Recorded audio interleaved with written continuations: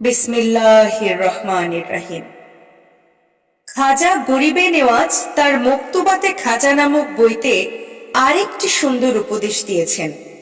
তিনি বলেছেন যে তুমি যদি অনেক পয়সা খরচ করে দামি পোলাও কোরমা পাকিয়ে 10 মাসের শিশুকে খেতে দাও, তবে সেই শিশুর জন্য সেই দামি খাদ্য হবে বিষতুল্য, যদিও উহা তোমার নিকট উপাদেয় খাদ্য বলেই বিবেচিত হবে।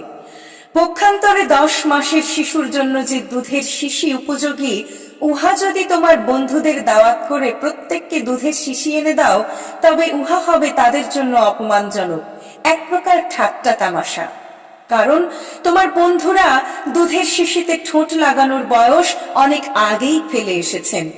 তাই যারা দুধের শিশুতুল্য জ্ঞানের উপযোগী, তাদের জন্য পোলাও কোরমার মতো অতি উঁচু স্তরের জ্ঞান সমান প্রযোজ্য নয় এবং সবাইকে সমানভাবে বিতরণ করাও সমীচীন নয়।